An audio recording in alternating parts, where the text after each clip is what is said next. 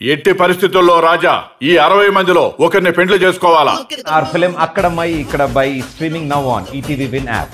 Download and subscribe to ETV Win app.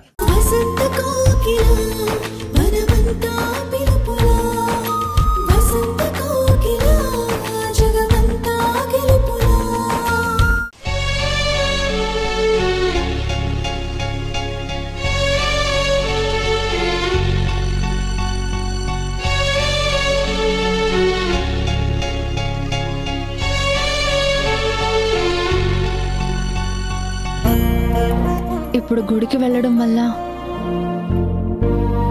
5,000 రూపాయల ఖర్చు తప్ప ఏం ప్రయోజనం ఉండదు. ఈ డబ్బు చేతిలో ఉంటే ఇంట్లో ఏదైనా అవసరానికి ఉపయోగపడుతుంది. ఇంట్లో అందరూ హ్యాపీగా ఉండడం కన్నా నాకు టూర్లు ఎంటర్టైన్మెంట్లు ముఖ్యం కాదు.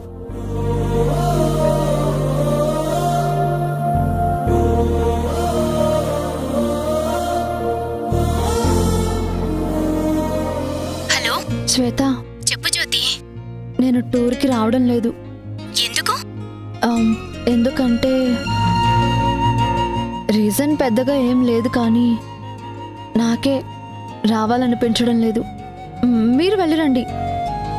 మీరు టూర్ నుంచి వచ్చాక అన్నీ నేను డీటెయిల్డ్గా చెప్తాను. సరే, బాయ్.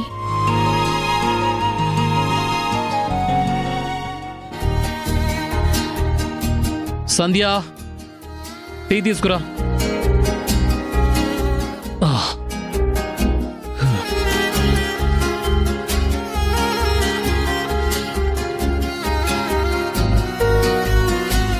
తమ్ముడు, టీ తీసుకో. అక్క, నువ్వు తెచ్చావేంటి?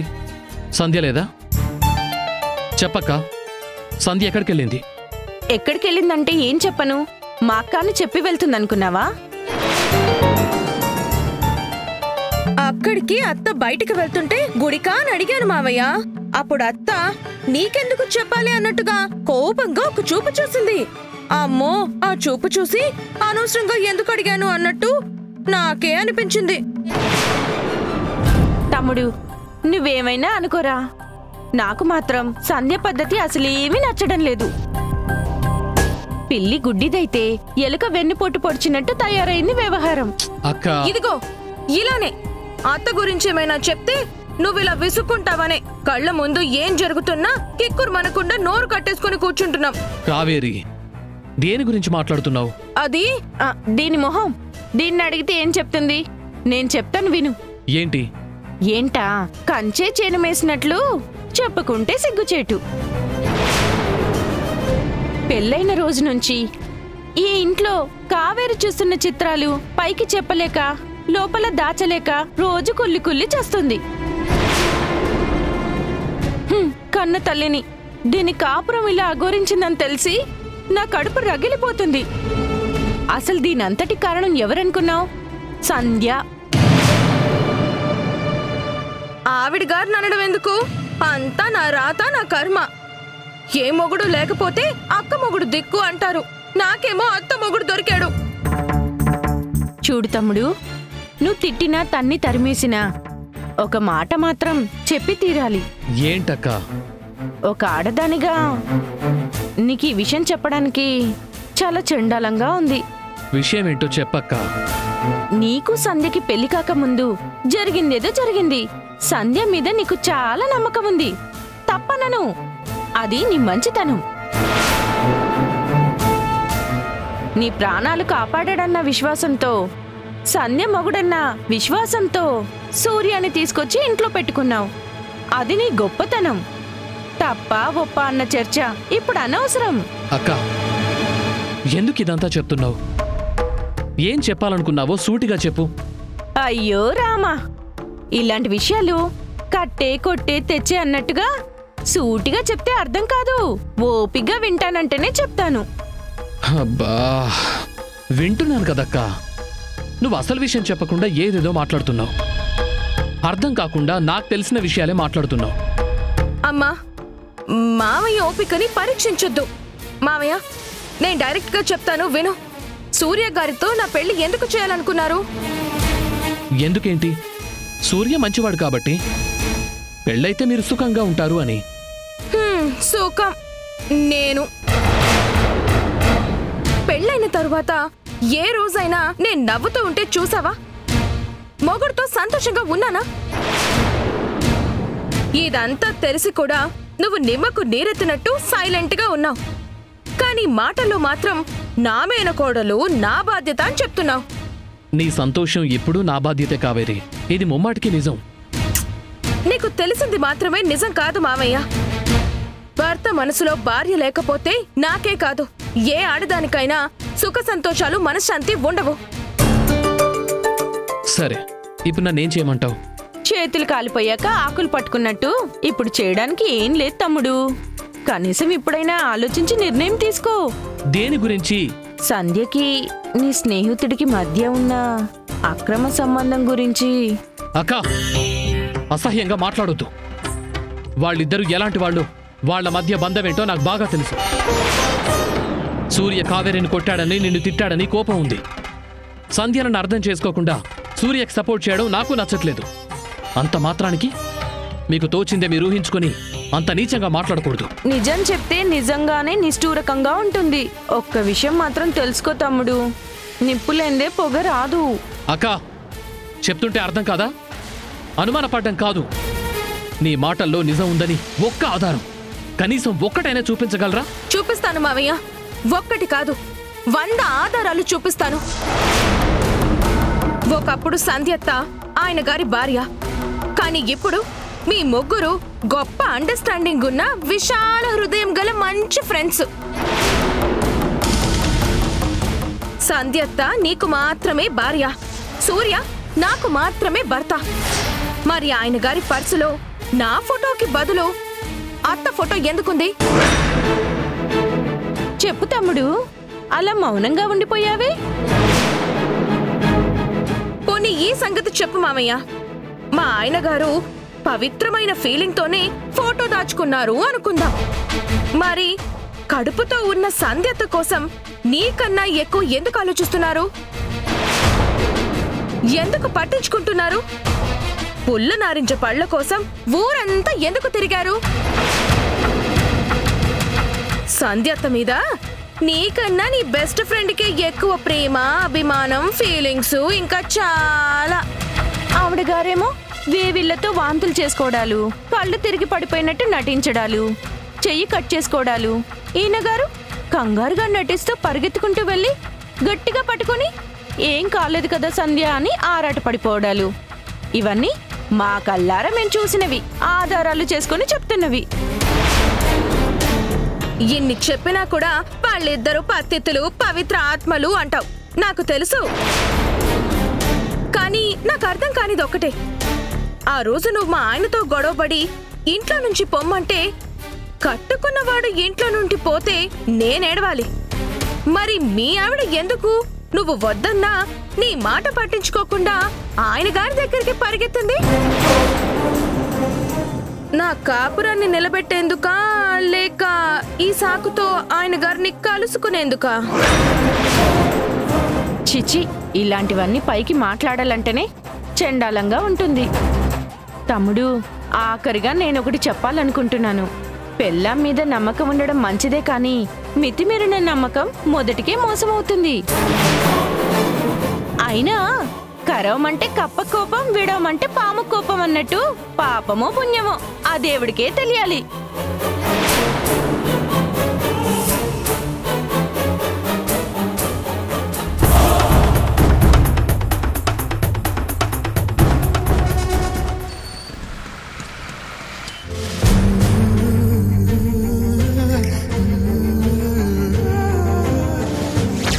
మీరే కదండి తీసుకొచ్చారు, దయచేసి ఒక్కసారి పిలవండి, వెనక్కి రమ్మని చెప్పండి.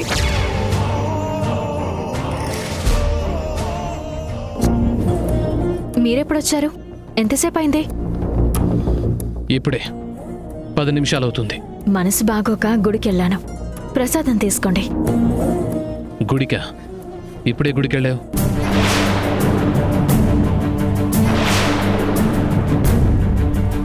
ఏంటి అలా అడుగుతున్నారు? నన్ను అనుమానిస్తున్నారా? మీరొద్దని చెప్పినా సూర్య ఇంటికి వెళ్ళాననుకుంటున్నారా? నా ఉద్దేశం అది కాదు. ఈరోజు ఏ గుడికెళ్ళావు? పక్కనే ఉన్న ఆంజనేయుడి గుడికా లేక పక్క వీధిలో ఉన్న అమ్మవారి గుడికా? అమ్మవారి గుడికి వెళ్ళాను.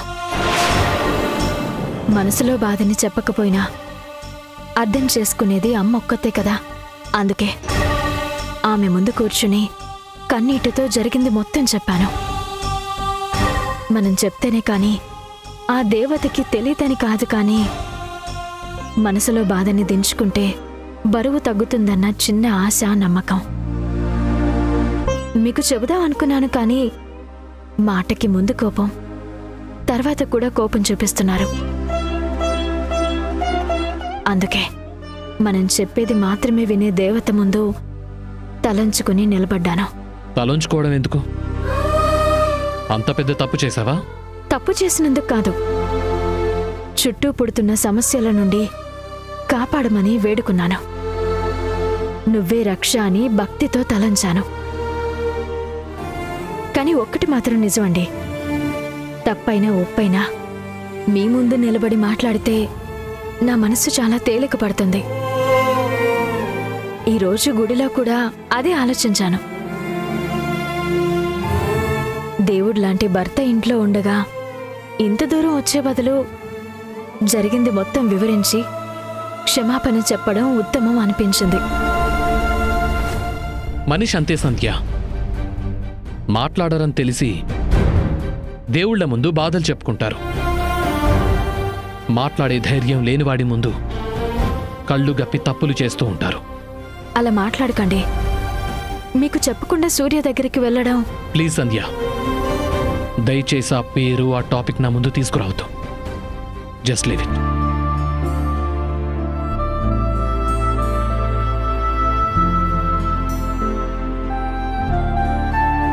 నా బాధ మీరు కూడా వినకపోతే ఎలాగండి?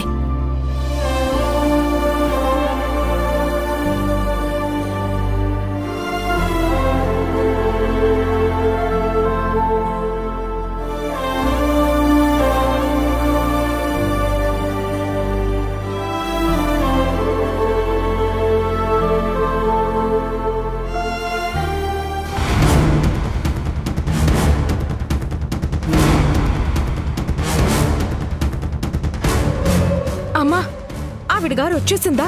మామయ్య తలుపులు గడిపెట్టి కుక్కను కొట్టినట్టు కొట్టాడా? కొట్టాడో లేదో తెలీదు కానీ ఇద్దరూ ఉలుకు పలుకు లేకుండా తూర్పు పడమరలాగా వేరువేరు చోట ఉన్నారే. అంటే మనం ఎక్కించిన అనుమానం మామయ్య బుర్రలోకి దూరలేదంటావా? పెళ్ళాం మీద మామయ్య ప్రేమ ముందు మన ప్లాన్ పనిచేయలేదంటావా? మన కష్టం సముద్రంలో పోసిన సాల్ట్ ప్యాకెట్ అయిపోయిందా?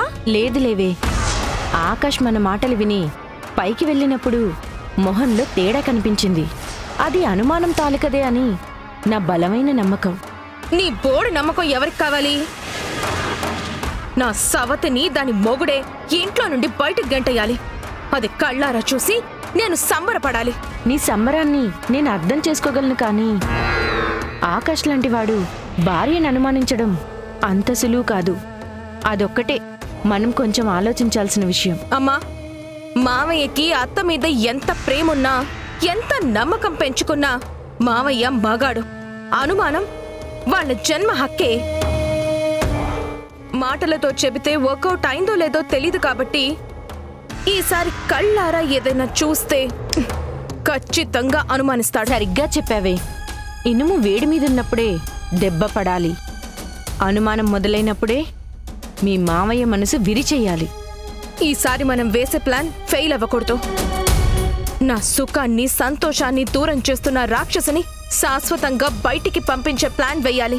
అవును కావేరి, గుడికి వెళ్ళిందని తెలిసి కూడా మాకు చెప్పలేదు అనేసరికి మీ మామయ్యకి కోపం అనుమానం మొదలైంది. ఈసారి కూడా అలాంటిదేదైనా? అలాంటిది కాదమ్మా, అంతకన్నా గొప్ప ప్లాన్ వచ్చింది. ఏంటి అది? మా ఆయన మీద అనుమానం మొదలవడానికి కారణం ఆయన పర్సులో ఆ సంధ్య ఫోటో దొరకడమే కదా. అవును, అయితే మామయ్య కూడా అత్త మీద అనుమానం బలపడాలంటే మనం ఆయన ఫోటోని అత్త బ్యాగ్లో పెడదాం. అదిరిపోయింది నీ ఐడియా. మామయ్య గాని అల్లుడు ఫోటో చూస్తే అనుమానం పెనుభూతమవుతుంది. నీ కాపురానికి పట్టిన దయ్యం ఖచ్చితంగా బయటికి పోతుంది.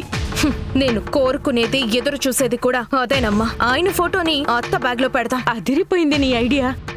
మామయ్య గాని అల్లుడు ఫోటో చూస్తే అనుమానం పెనుభూతమవుతుంది. నీ కాపురానికి పట్టిన దయ్యం ఖచ్చితంగా బయటికి పోతుంది. నేను కోరుకునేది ఎదురు చూసేది కూడా అదేనమ్మా. ఇంకెందుకు ఆలస్యం? మీ ఆయన ఫోటోని రెడీ చేసి పెట్టు. సమయం చూసి ఆ సంధ్య బ్యాగ్లో పడేద్దాం.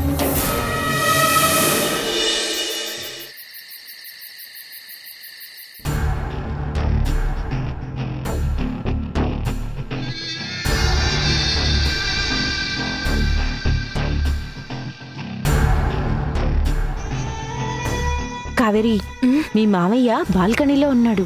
సంధ్య ఒక్కతే రూమ్లో ఉంది. ఇదే కరెక్ట్ టైం మనకి. దాన్ని మాటల్లో పెట్టి ఈ ఫోటో బ్యాగ్లో పెట్టేసేయ్. సరే అమ్మా.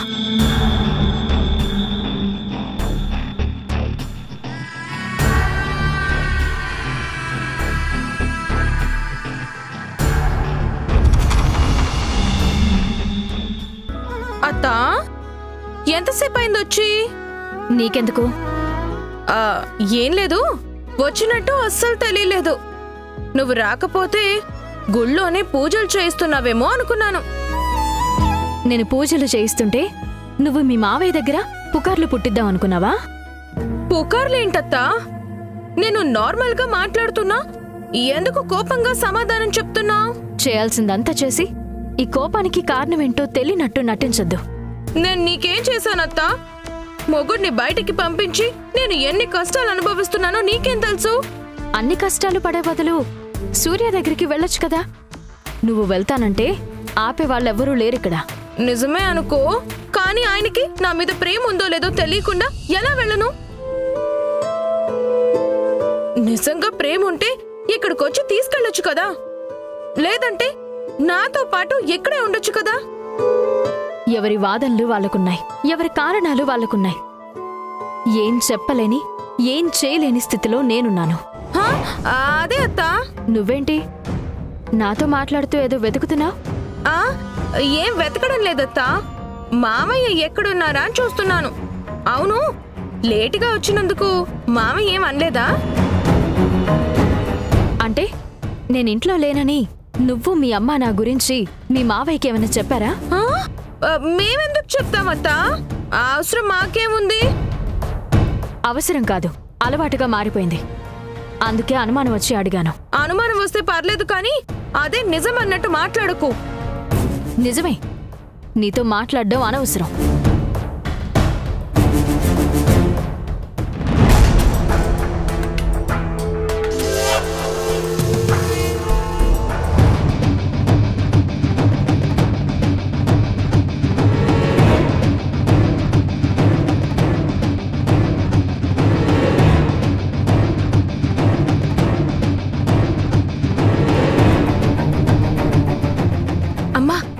ఆవిడ గారి పని ఫినిష్. పద.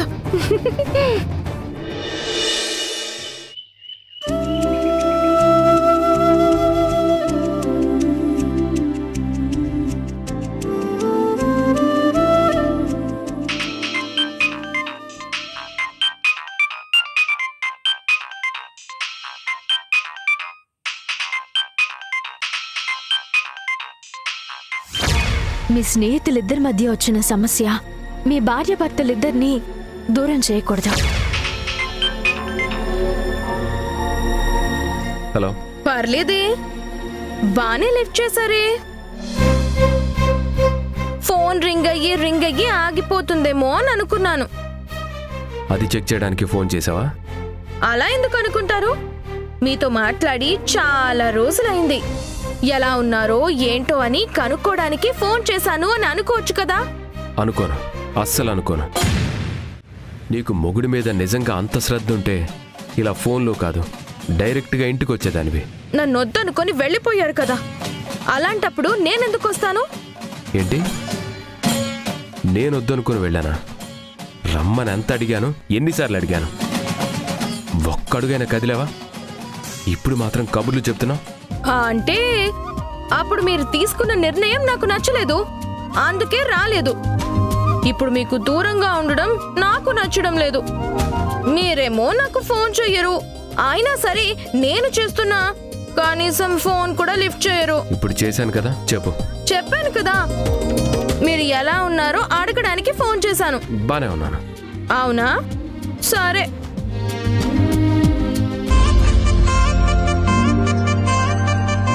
హలో, ఉన్నావా? ఉన్నాను. మీరు నెక్స్ట్ ఏం అడుగుతారో వినాలని ఎదురు చూస్తూ ఉన్నాను. నేనే అడుగుతాను. నేను ఎలా ఉన్నానో అడగరా? అంటే నువ్వు మీ మావయ్య దగ్గరే ఉన్నావు. నిన్ను చూసుకోవడానికి మీ అమ్మ కూడా పక్కనే ఉంది. ఇంకెందుకు అడగడం అని. అదేం కాదు, నా గురించి మీకు పట్టింపు లేదని చెప్పండి. అవునులే, నన్నెందుకు అడుగుతారులే?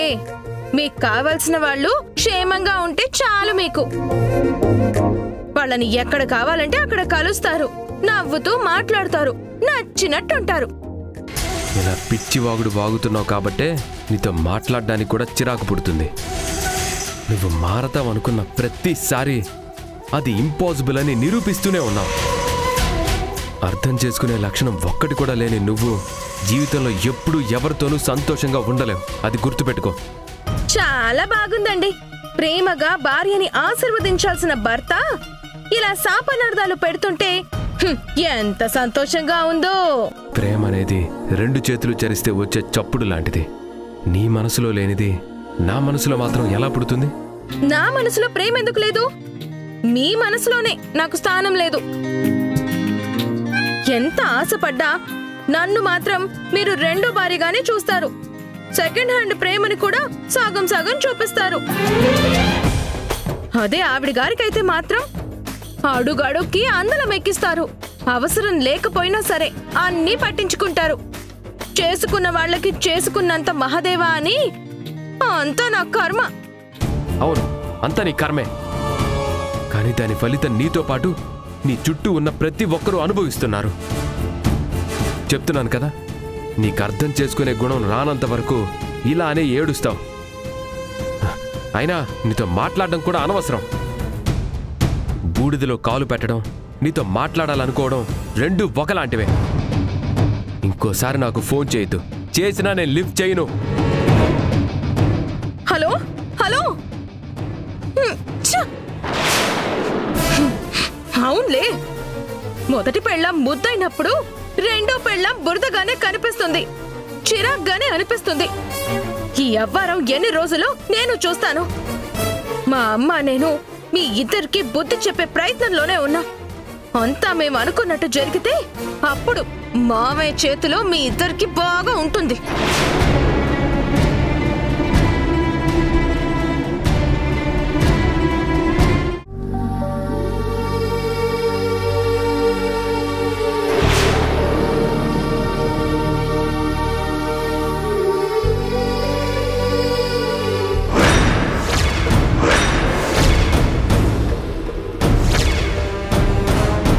ఇప్పుడే సంధ్య ఫోన్ తీసి నువ్వు ఫోన్ చేసిన టైంకి ఎవరితో మాట్లాడుతుందో చూడు. ఎవరి మాట నిజమో ఏది నిందో నీకే అర్థమవుతుంది.